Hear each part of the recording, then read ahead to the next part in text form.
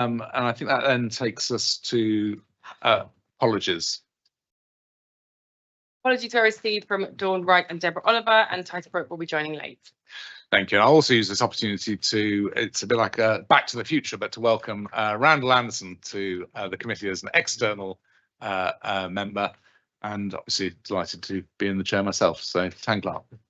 Item 2, we have members' declarations. I have none. Any more? Yes, Melissa Collett.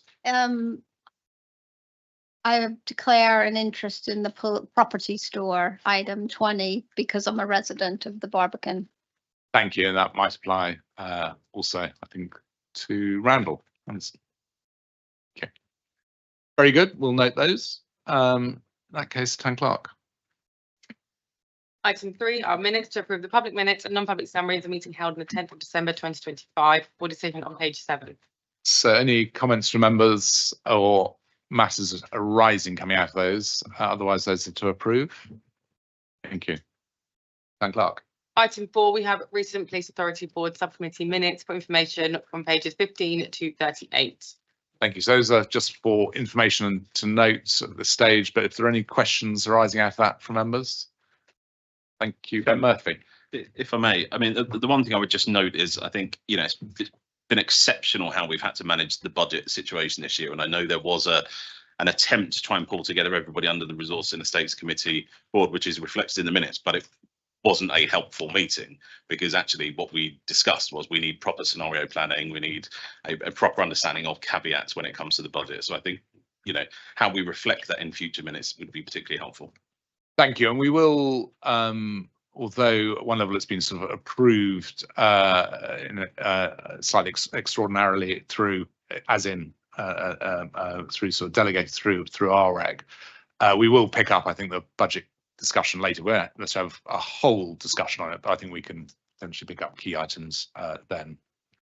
Otherwise, those are to note. Thank you. So that then takes us to item 5, Town Clerk. Item 5 is the Chair's public update for information on page 39. So just a couple of things to, I think, draw out in this, probably one of significance, which is, I think, since the last meeting of the Police Authority Board, we had the publication of the white paper around police reform, and we will have, I think, a longer conversation in non-public as to where we are. I think it's tough to say, obviously, the white paper itself or the publication of a white paper was not a surprise, and there's been quite a lot of planning in the run-up to that, in particular by the City Police and also the corporation. I think it's really important when we talk about police reform, is clearly the City Police will be and have been doing a lot of thinking about their role as a national lead force for fraud, and indeed some of their other national functions, and how that might support whatever does happen through police reform. But also the corporation has been doing a significant amount of work, because for us, both having a local police service that serves the square mile is incredibly important for our city businesses, city residents, and those that visit the city. Having a safe and secure mile and a business district that is the safest in the world is one of the reasons that businesses choose to locate to the city, and investors choose to build tall buildings in the square mile. I also think the national lead roles are highly valued by the financial and professional services sector, but actually businesses more broadly. And I think the city is uniquely placed, given the corporation's relationships with financial and professional services sectors in particular.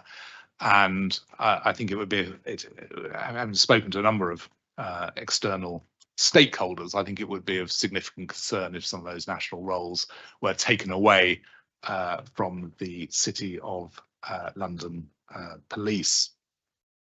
So I think probably one final thing from it, but having said all of that, I think there are certain aspects that may come out of police reform that I think we should potentially support and welcome, not least anything that I think does drive greater efficiency across policing, better use of technology, for instance, where I think a joined up national approach may well be in the interests of all involved. I think I'm going to pause there, and I think this agenda item 5 and the commissioners, I think, will slightly blend into one, or certainly in terms of police reform. And do you wish to say anything at this stage, Commissioner, on police reform? Chair, thank you. So more views a bit later on the white paper reform and indeed our position. The 2 points I would make is, one, it is a big opportunity for policing. Change has been a long time coming. And the drivers for reform are clear. Performance is down across policing, public confidence is down, it's expensive, demands are changing. But secondly, I would say that we are specifically referenced in the white paper, unlike most forces. And I think it is accepted across government that we are a unique police force with a very important local and national role. I think I'll leave it at that on reform, Chair. Thank you. And members, unless anyone wants to sort of particularly pick up in public on police reform, I'd rather save the debate for later on, if that's okay. I think in terms of the chair's public update, I think the only other thing I would just say is that there is a lot of engagement going on. Part of that is obviously to support the conversations around police reform. Part of that is perhaps more BAU. But actually, I think I've been really pleased to see the numbers of engagements that we have had, particularly sort of the launch of the anti-corruption strategy, which took place at Mansion House. We've got the upcoming launch of the fraud strategy, which I hope, although it has not yet, I think, sort of been a date sort of formally announced, will also sort of be in the City of London. And of course, we had the topping out ceremony for the City Police Building back in January, which is a sort of low-key affair, primarily focused on the police. And actually, I was really pleased to see the number of officers and staff who are engaged in what is a really important project. With that, is there anything members wish to pick up? Madhush? Thank you, Chair. Very just in public, I just want to say enormous congratulations. It felt extremely bleak for a good part of last year running into this, and the work of officers to get us to where we are has been really gargantuan. And of course, Chair, Deputy Chair, and former Chair. So thank you. Thank you. Covered off most bases. Brilliant. So Melissa Collett. Thank you, Chair. Just on the fraud strategy, just wondering, does it significantly change the approach of the previous fraud strategy? And is there any issues or is this good news for the police? Look, I think we need to probably wait for it to be published is the answer. But I think I don't know if anyone wishes to just make a comment. Richard, Commissioner. Yeah. Just broadly, fully involved. Melissa, very supportive. The ambition to effectively reduce fraud and give victims a better service remains a consistent theme. Phraseology will look and feel different, but the whole concept of public and private coming together to stop fraud at scale is something that we all back. So, yeah. Thank you. More in due course. So, Tan Clark, I think we move into the Commissioner's report.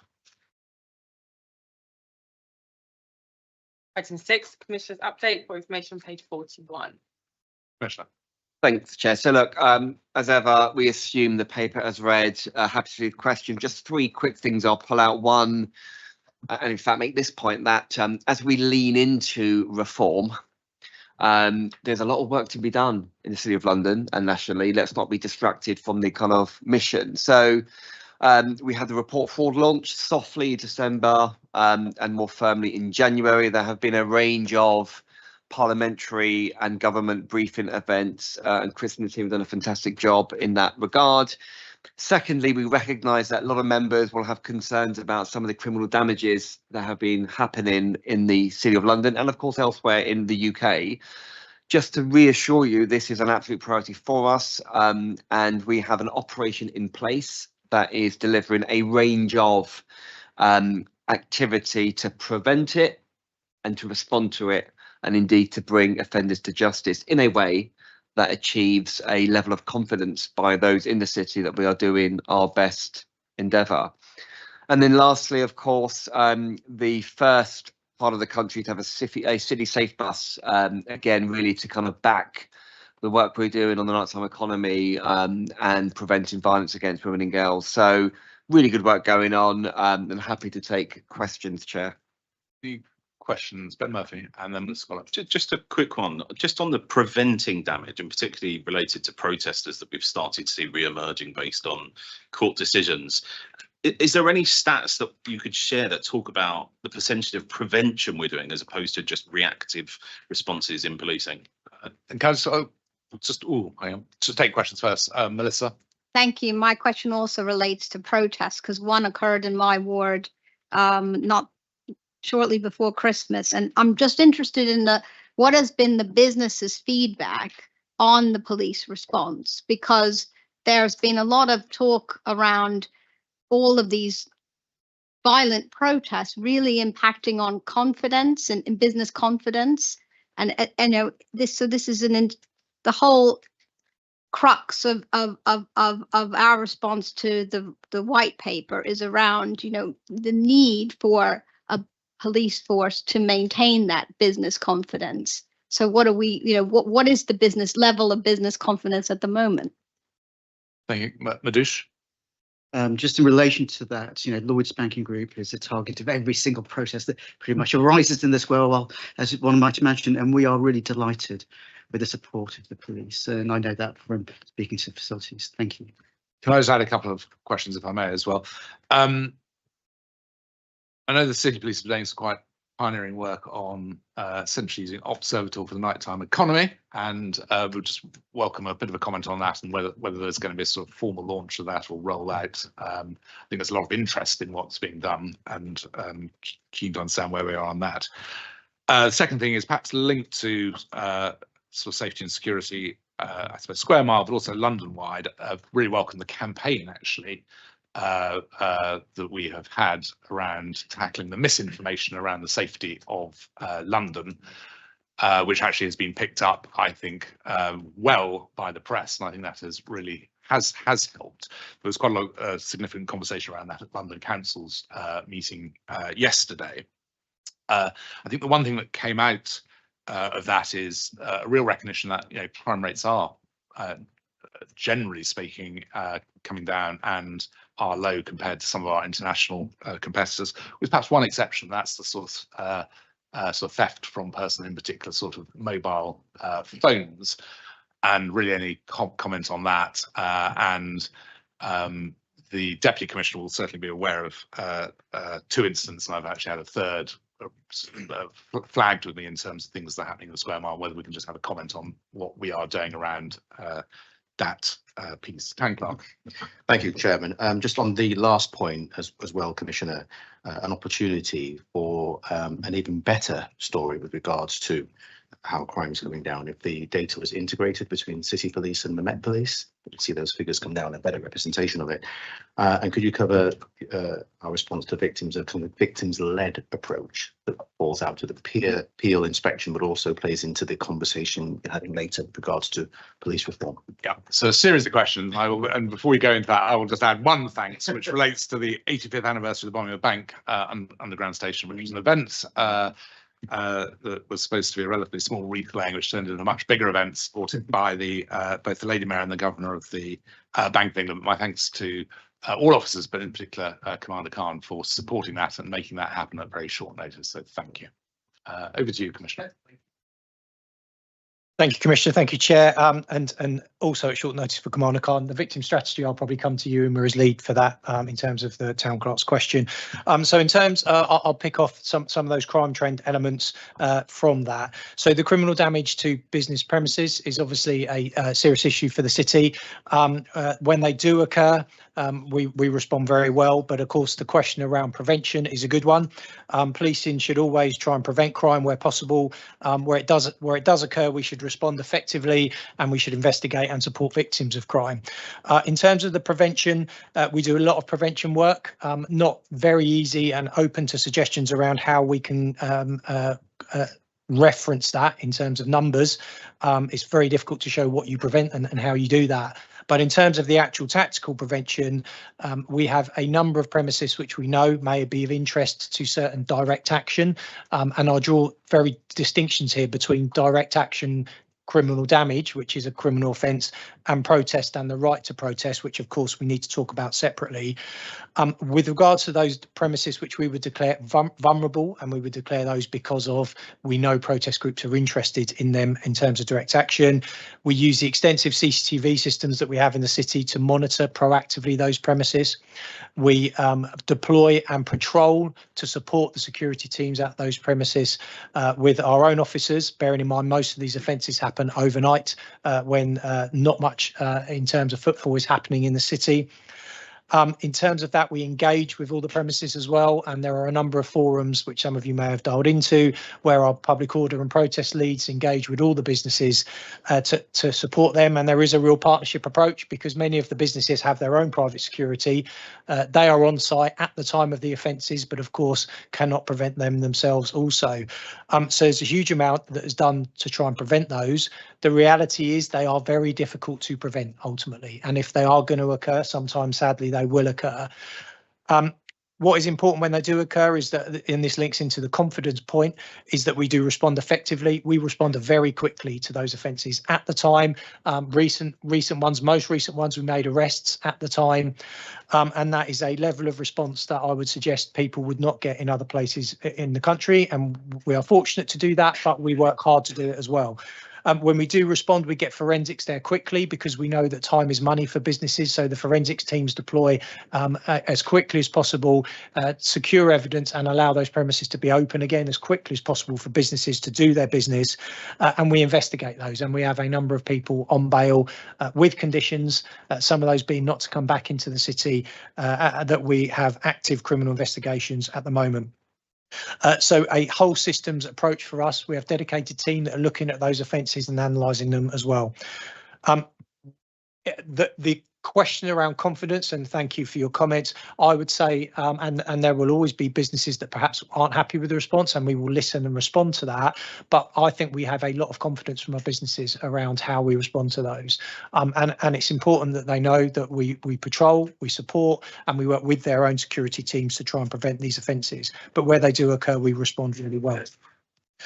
Secondly, to that direct action point, we have protests, and I don't believe that we've had violent protests in the city for quite some time.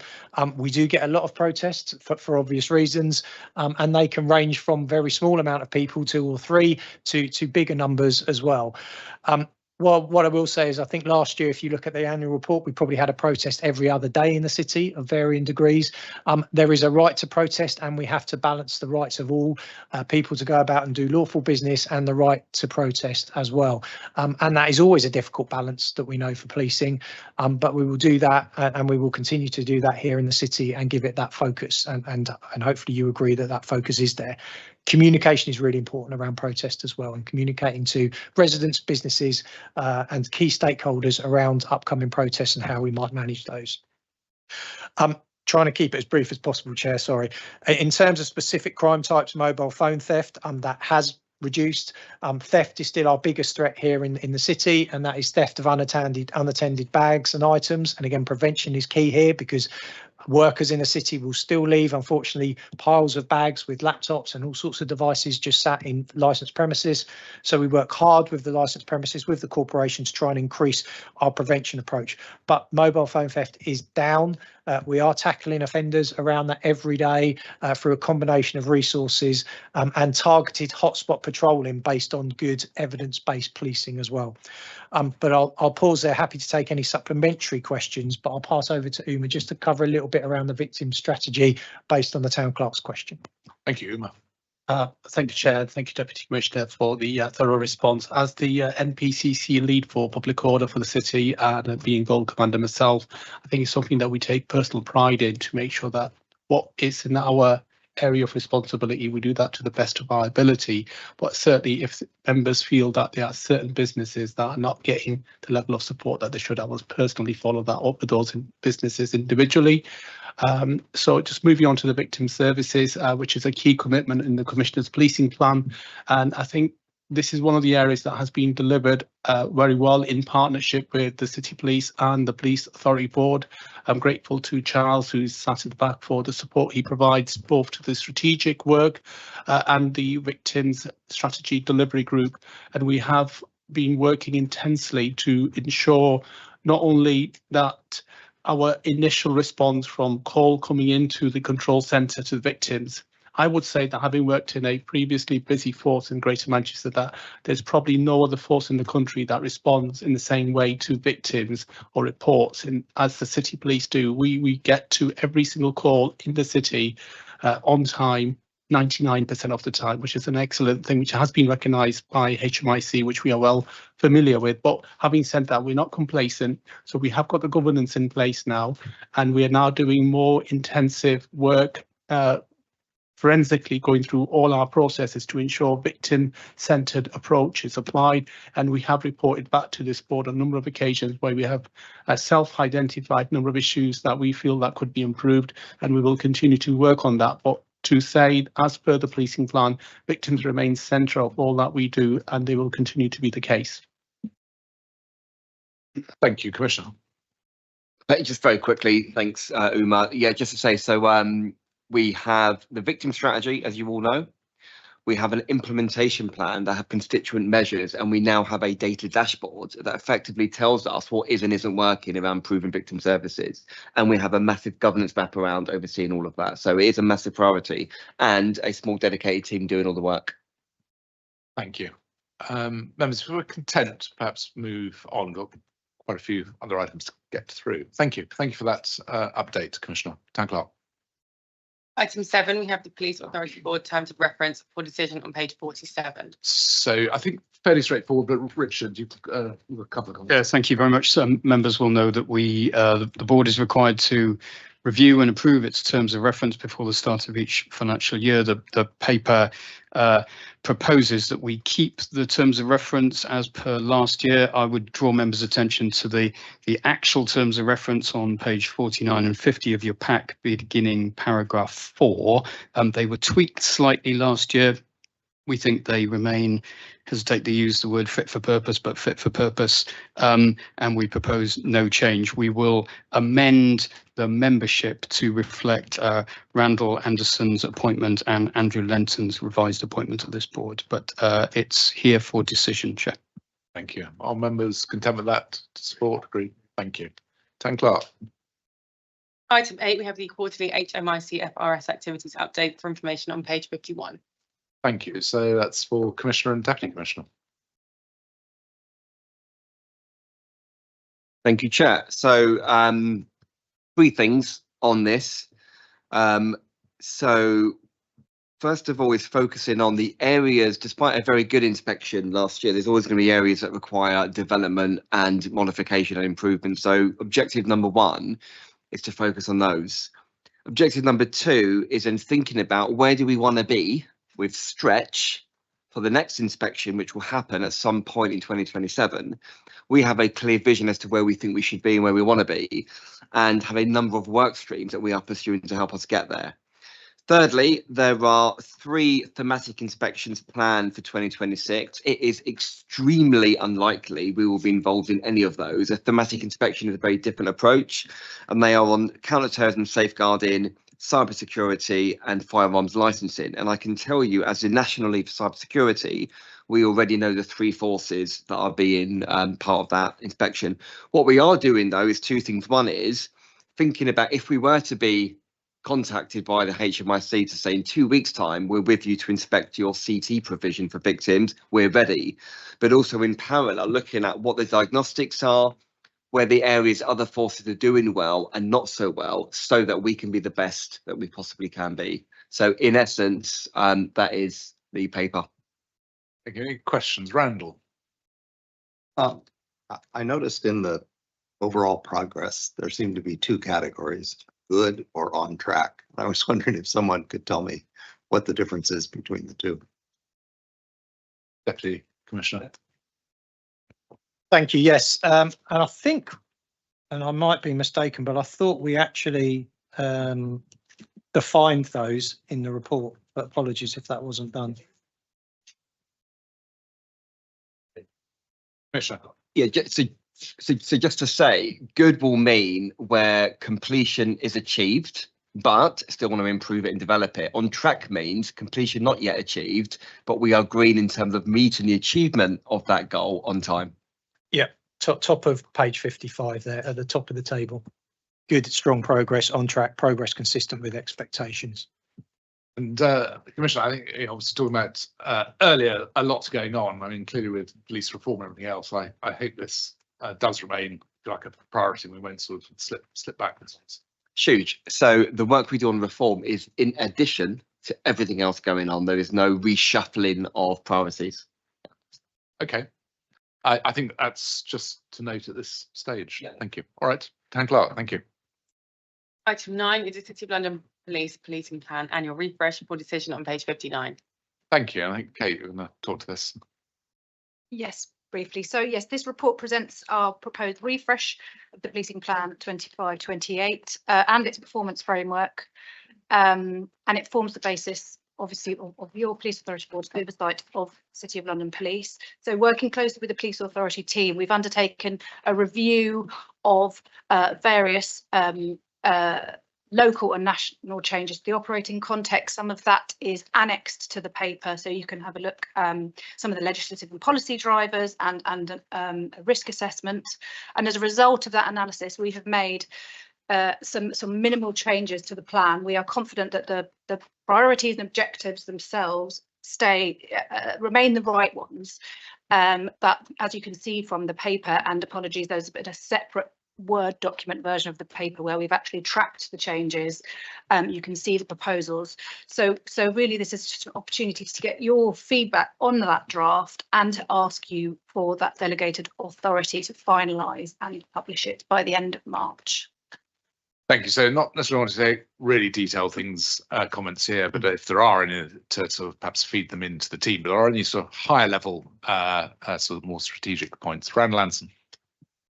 It's not exactly high level, but I think this is intended to be read by sort of ordinary folks not familiar with all details of policing. And the changes around the domestic corruption unit seem to make it even more opaque, if you will. I completely understand the update that we're going to deliver the new phase, but we don't say anything about what domestic corruption unit does at this point. Again, just one before we respond to that. Any other observations, comments? I mean, one thing for me here is that this is an opportunity, I think, as we develop our messaging around sort of police reform, just to make sure that we do echo any messaging that we need to get into this, recognizing it has a slightly different purpose, but it would just be odd if that wasn't sort of mirrored in the right way. Anyway, I'd like to respond. Yeah, absolutely. We'll take on board that feedback and we can think about how we can explain that. So yes, we have, in consultation with the police authority team, left too much discussion of detailed discussion of police reform out. Well, there's still so much uncertainty. So the approach we've taken is you'll see some amendments to the Commissioner's forward to acknowledge police reform and to reassure the public that we will still be delivering in line with all of those commitments. And I think that the intent is for the PAB chair to do the same in his forward, rather than trying to kind of pick apart aspects of the plan itself, which still really, in terms of the city, we feel are in the right place. Thank you. Any other? Helen Fenton. Thank you. And again, thanks for the plan, because I think it's very nicely presented in the sense that it's easy to read and you can read through it. But a couple of observations, and maybe I've missed it because there is quite a lot in here. I suppose when I was reading, I was thinking about, this is a real opportunity to showcase City of London Police and to get some very key messages across about the value of City of London, whether it's in its local policing, neighbourhood policing or national lead. And so just a challenge to think about whether we have showcased enough here yet, and whether there are things that we could say a bit more about that tells a really positive, the increasingly positive story about the city police. The second thing is, I was thinking about the different audiences for this, and you know, if you are a member of the public, you know, and it's an easy read document, do you see yourself in this? Do you see clearly enough what you get as a resident or a worker? And for us, where we're familiar with the police plan and how it gets written and produced, I'm sure we can find those threads. But if you're Mrs. Smith down the road, would you, and you picked it up, would you easily see enough of what it means for you living or working here? So again, it's just a challenge about whether we think there's a bit more we can do in that regard, or whether this is kind of, you know, as far as you think you can go. And I think that linked into that, I sort of picked up in call over here, is I fully support actually everything you've just articulated, but it's also, we've talked in a number of, well, both this board and I think in some of the committees, around how we're also showing how we're performing against our plan. Now, I understand now we do have a performance update on the police authority website, which is great, although I hadn't seen it. But are we doing enough to get the messaging out there, how we are tackling crime and what we're doing? I think we're going to follow up as to whether that's going out on social media or not. If it is, I haven't spotted it, but that doesn't mean it's not going out there. But we ought to be absolutely using every opportunity to say how well the city police is performing. And perhaps a mnemonic I learned earlier, knowing how much policing likes mnemonic. This one's called PACE, which hopefully you'll remember, but it's purpose, audience, collateral, and engagement. And I actually think we should be thinking about all of the things we do on comms, whether it's to do with this or police reform, through that mnemonic, Commissioner PACE. Thank you. Chair, thank you. I do note that PACE is also the Police and Criminal Evidence Act, so there may be a trademarking issue, but I'm sure we can resolve that. So, so just 2 points. You know, Helen does make a very powerful point. So let's be honest. Up until now, the readership of the policing plan has been limited. However, if there was a time for a member of Parliament or a senior government official to look at our policing plan in light of reform, now is going to be the time. And I do think that there is an opportunity, and more in non-public. But if we were sat in front of Helen, the independent review, which is looking at how many forces should we have in the UK, the type of things we would be saying to inform that review in terms of number of forces and indeed our role in economic crime should also be echoed in that policing plan. So I think there is a takeaway for us through the lens of, you know, visitor, resident business, what you get from us, and making sure that there is that echoing. To the chair's point is, of course, we can always do more. I do feel, though, we do a lot on social media and physical around impact, relevance, value and performance, and the attribution of that to the policing plan. But again, we'll take that away to look at what other opportunities may exist. But again, linked to the work we're doing around engagement communications on reform. Yeah, and I should say, look, I picked this up in a slightly, it's economic, the economic security and cybercrime meeting on Monday, and I actually just at that absolutely acknowledged, actually, I think what is now going out compared to when it 3-4 years ago is night and day different. So I think it's I wouldn't wish to take away from that. I think it's now making sure that what does go out there has the highest impact. And you know, some of the things that go out is absolutely right. It's about, you know, things that have been done, people have been arrested, whatever else. Are we maximising every opportunity, and are we also being quite innovative in you know, perhaps use of social media influencers? And I was actually delighted to hear from the comms team that that is something that is being, you know, looked at. So using every single channel possible. But before we come back in, Ben Murphy. I was just going to say, Chair, I mean, if you look at some of what's been removed, for example, the sort of references to the new report for all services and investment we've made, what we're doing is just taking it out of the report. Where actually, if you look at the plan period, we almost want to celebrate what you have achieved as part of the plan as well, particularly given the audiences that you're going out to. Yeah. Commissioner. Fully agree. One thing we don't do well enough is being bold. So a bold statement could look and feel like this. As a resident of a business, what you get from us is this, that you wouldn't get anywhere else, you know, and calling that out. In policing, we're very factual. We're objective and impartial. but I think we need to almost mark it and speak more loudly and robustly and proudly about what we deliver in the city, because you wouldn't get anywhere else. You know, if you're a resident here, we give you the highest level of crime detection that is double even the highest other part of the UK. You know, things like that, those bold statements. So we'll take that away and do some work on that. Thank you. Anyway, so this is actually, it's a board decision item. Clearly, we're not quite ready to sign someone off, but we're happy to do delegated authority to chair and deputy chair, but please feed in comments in the meantime. Thank you. Anne Clark. Item 10 is a report of action taken, revenue budget and project fund for 2026-7, for information on page 125. Thank you. So this has been through Risk Resources and Estates Committee, and because we're slightly out of cycle of where we needed to be, was given authority to approve it. I'm just going to ask probably CFO to make just a few comments on it, because it would ordinarily come to this committee, and also Chair of Risk Resources and Estates, so she would like to make some comments as well. Thank you. Chair, thank you.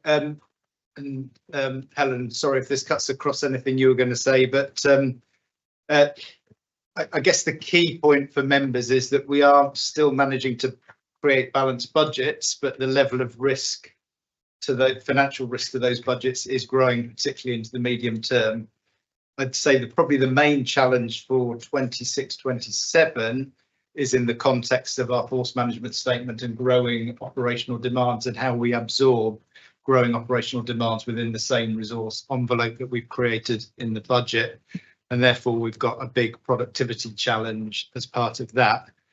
But as as members may remember from the medium term financial plan discussions before Christmas, and you know, we have got growing financial gaps as well that will require cashable savings in addition to productivity improvements.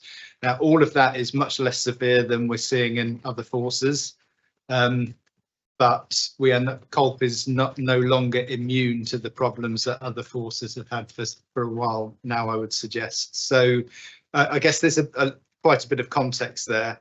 There's Helen, you may want to talk a lot more about this, but there was some discussions at REC around the need to do more scenario testing, impact assessment, and work out what our mitigation strategies would be a bit more precisely than we probably have at the moment. Certainly, I think that feeds nicely into the reform process as well, because we're going to have to pick up on that as part of the reform process. But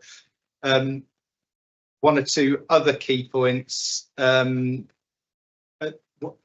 which will help us, I think, as we progress on mitigations, that the uplift maintenance target is being abolished.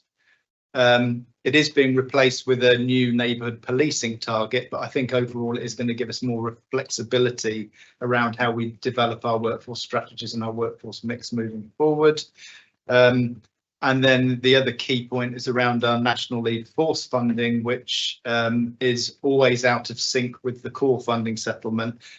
We now do have some confirmation of our fraud grants and our economic crime grants, but we're still struggling to get clarity on our cyber funding for the future. So and all of that is coming in very late for planning purposes. So yeah, that does remain a risk area, I would say, probably one of the biggest risk areas we've got. I think that's probably it for me. Thank you. Chair of Risk Resources and Estates. Yeah, and I think Ali's given a very good summary. I guess I would just emphasise 2 points really.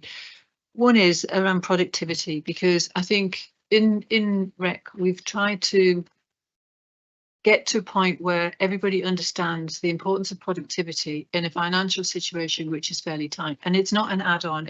You know, in our discussions we've been stressing how key it is to be able to see a strong financial position, and that the culture of the organisation needs to be such that everybody who works there understands that they have a part to play in productivity. And we've had quite a bit of reassurance that that is the focus and that's the way the force is moving. But nevertheless, I think in the subcommittee we would want to keep track of how that's progressing and how it's going. The second point I wanted to stress, and Ali's touched on this, is the mitigations. And those that heard me talk about this before will know that I think for me, there's always a confidence check on the mitigations. And yeah, I've been in public sector organisations long enough to know that the fallback position is always year on year. What can we do just to fix a problem this year to get to a balanced position? That for me never ever feels comfortable. It never gives assurance, and it never feels like we're in a confident place. I understand how difficult it is, but I think we absolutely must, especially through the productivity work as it develops, be looking for things that are recurring solutions rather than getting into I was going to say knee jerk, and I don't mean that in its pejorative sense, but rather than we need a quick fix because we've got to get to the year end. And so, and I think that the scenario testing that Ali referenced for us was a way in which we could start to explore moving away from that year on year and more into what is longer term fix around some of this. So I think they were the additional things I'd want to stress. Thank you. Any other comments, questions from members? Randall. Paragraph 7 is the one around the precept grant. I was wondering if we have any further clarity on what on earth is going on there. Ali. Sorry. To catch up with you. Page 133. Yeah, page 133. Thank you.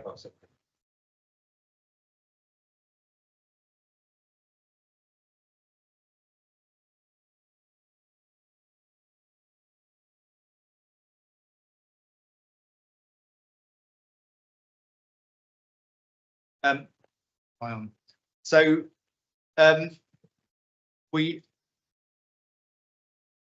I guess this is going to be a risk area moving forwards as well. We normally we have been getting for every £15 increase in preset flexibility across policing nationally, we've been getting around £1 million increase in our preset grant each year. That has actually gone down a bit for 26, 27. I suspect there's a couple of significant risks here moving forwards. One is that it could easily get forgotten, or a more intentional strategy to stop it or roll it backwards, particularly in the context of where we might be going with local funding through the business rate premium as well. So it is certainly a risk area that we've logged on our operational finance risk register moving forwards, if that's what you were referring to. That's exactly it. Yeah. Thank you. So I think that is therefore for information, but thank you for the update. Town Clerk. Item 11, questions on matters relating to work of the board. I have none. Yeah, none were advised ahead of time. Thank you, Town Clerk. Item 12, any other business? I don't have any. Thank you. Item 13 is exclusion of the public. Are members content? Are members content to exclude? So thank you for any members of the public who may have been watching online. No.